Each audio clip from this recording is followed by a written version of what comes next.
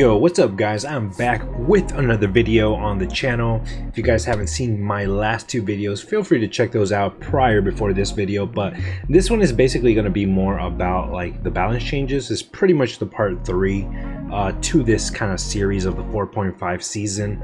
Initial thoughts, and I'm actually just reading through these, like this is the beginning that I've actually like read this. I know I retweeted it, of course, right, but I didn't actually take a look at it. But initially guys, this is what the balance changes are going to be.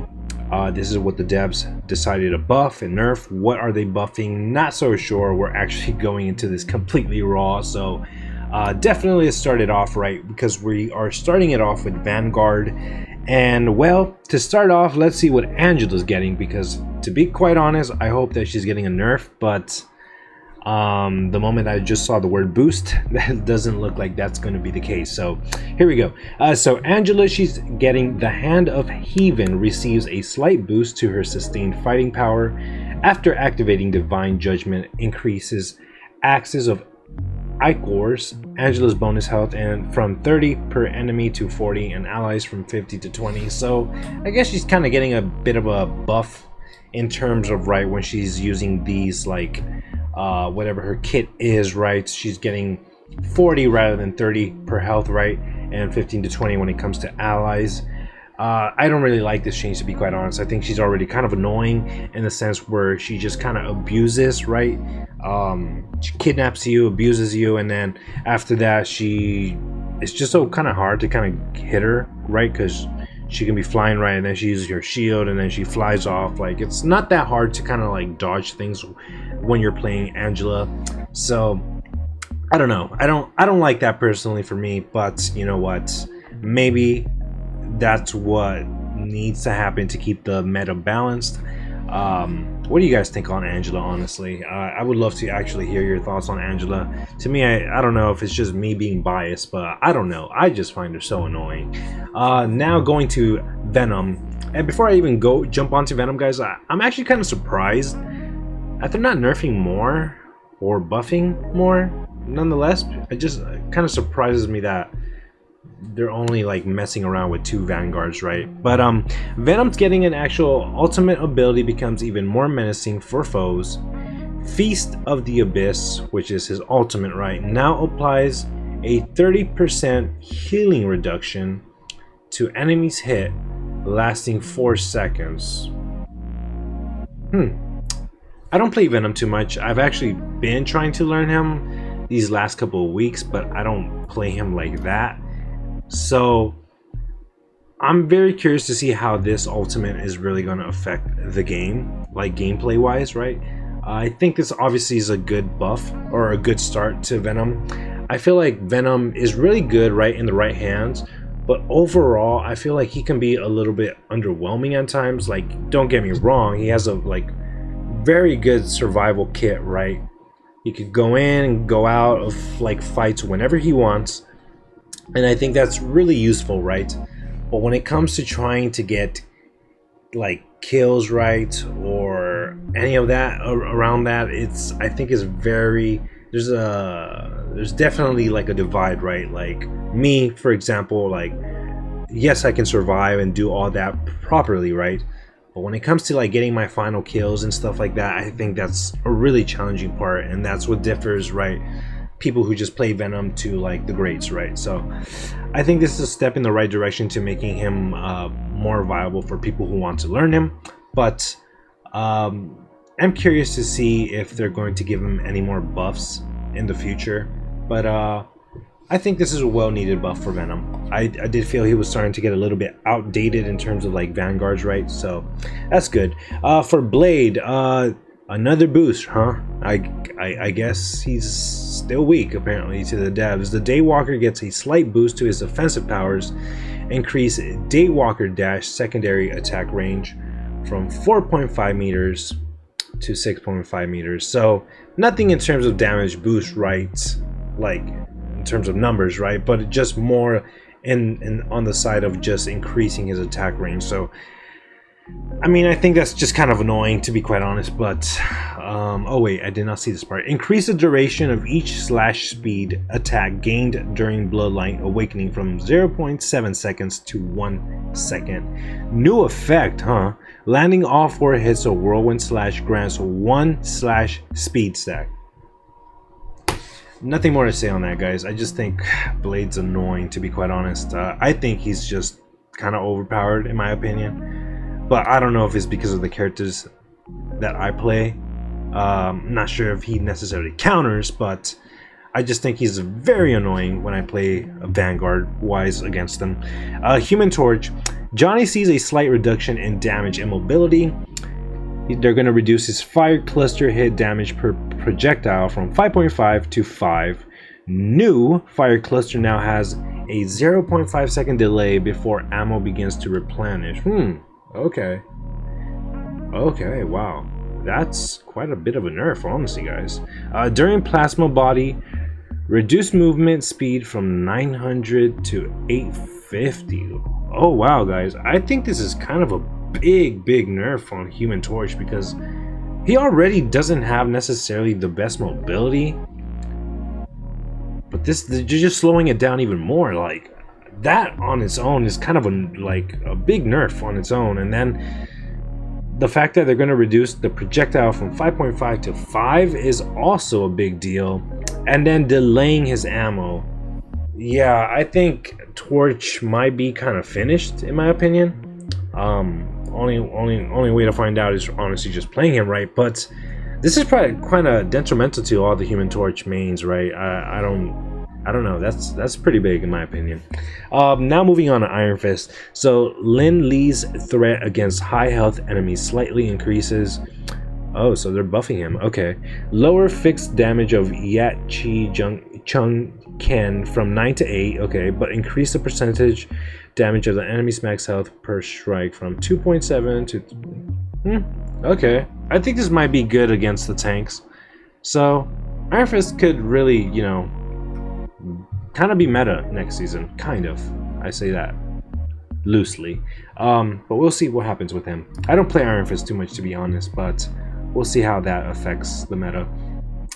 And oh wow, more duelists. So duelists, of course, always getting the lights, right? They get all the buffs or the nerfs, right? But now Mr. Fantastic Re-Richer gains a bit more crowd control over mobile heroes. After successfully pulling an enemy with distended grip, the target is now afflicted with a 1 second immobilize. Oh, that's kind of cool, actually. I like that. I actually like that.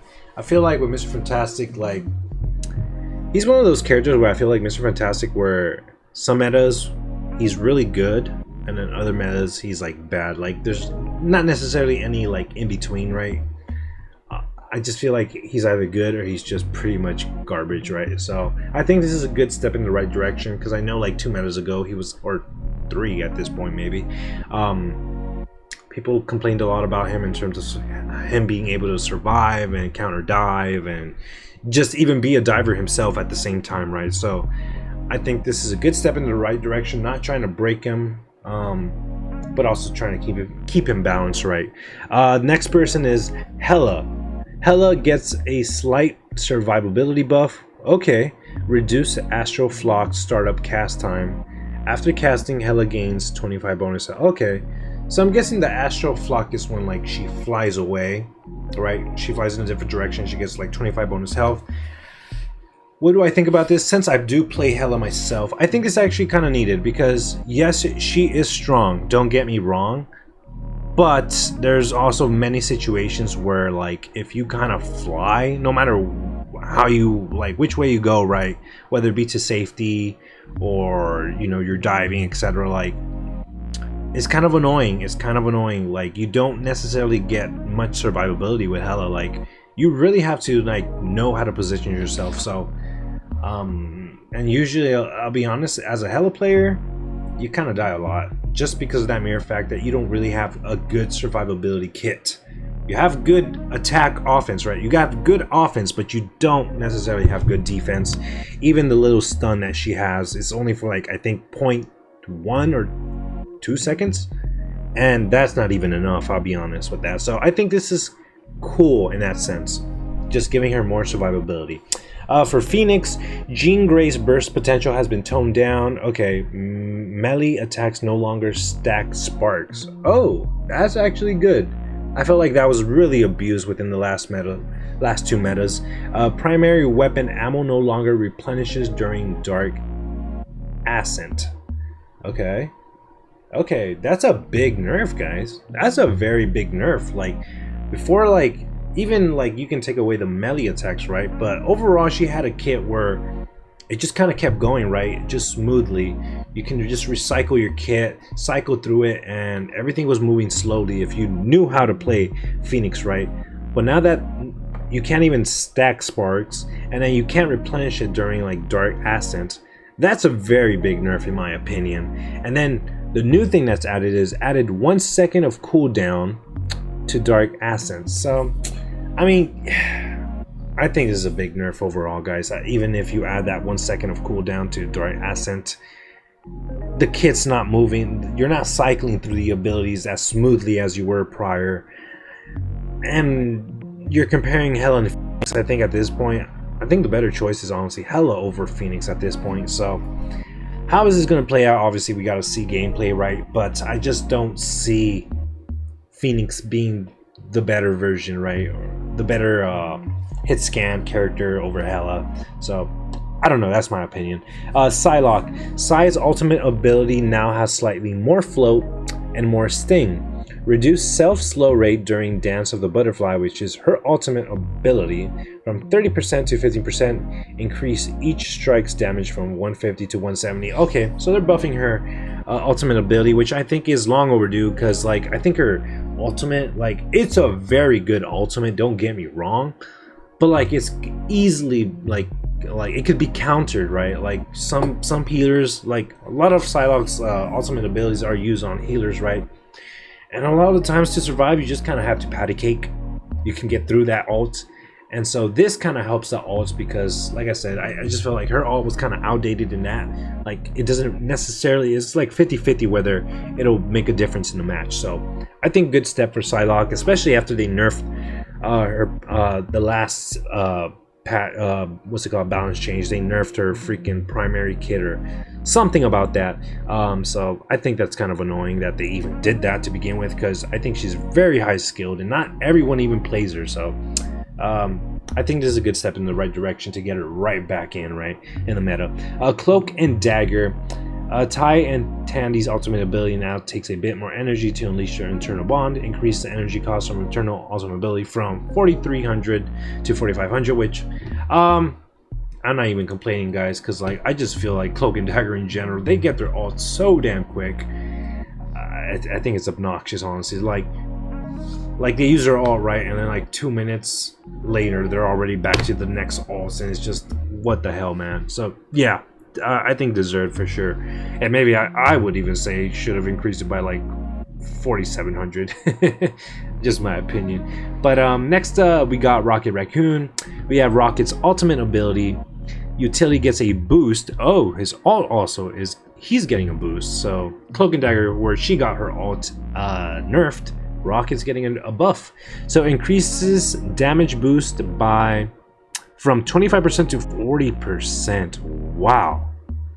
Wow, that's actually a pretty big buff, guys.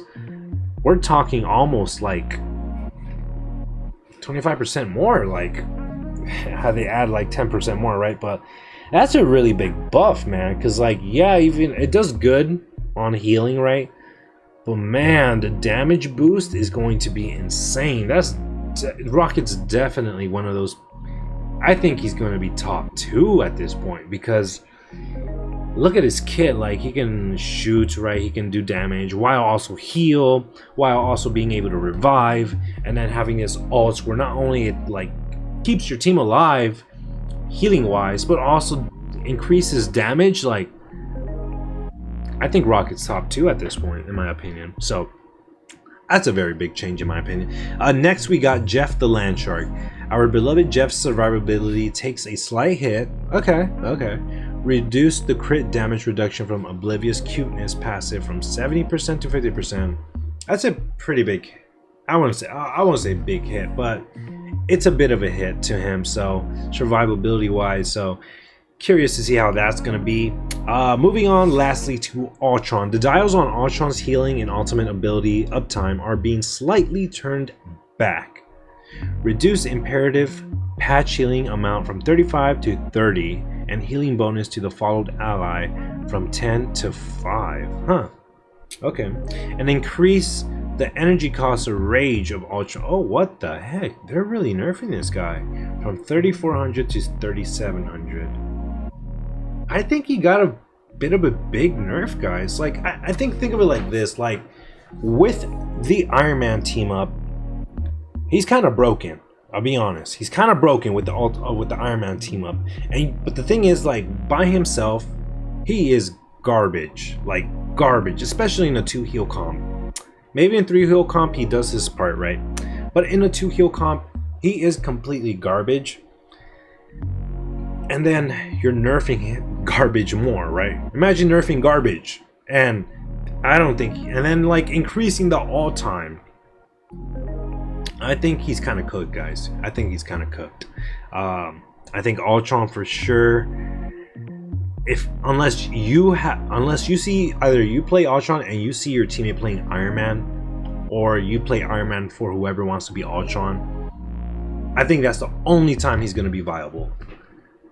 Besides that, even in a 3 heal comp, maybe he'll do his thing if you have a good Ultron who knows what he's doing. But the majority of the time, I don't think he's going to be that viable. I think they kind of like ruined the character more because he kind of already did kind of bad. So, but I'm curious to see. I could be completely wrong. Like, what do I know at the end of the day, right? But overall, guys, like, these are the buffs. And that's right. Oh, well, we talked about this yesterday. They're nerfing, or yeah, they're nerfing the Arcane Order with the Strange team up.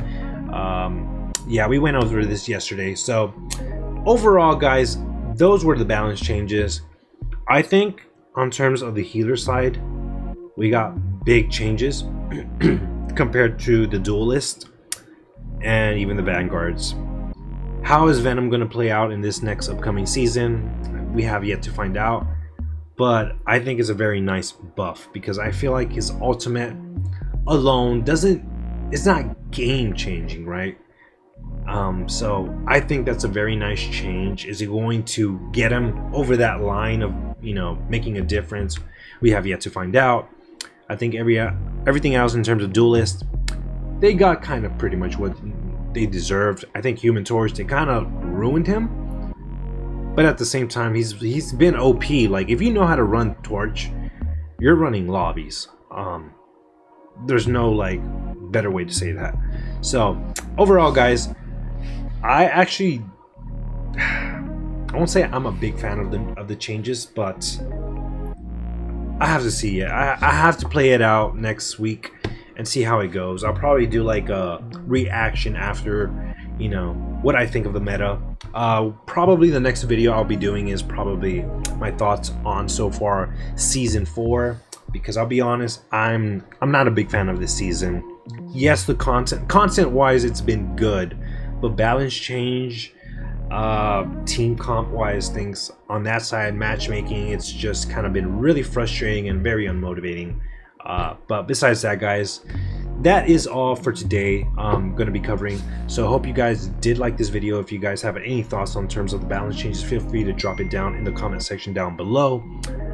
Would definitely love to hear your opinions on your thoughts on the Vanguards, the Duelist, and the Strategist. If you think they missed someone, feel free to drop that as well.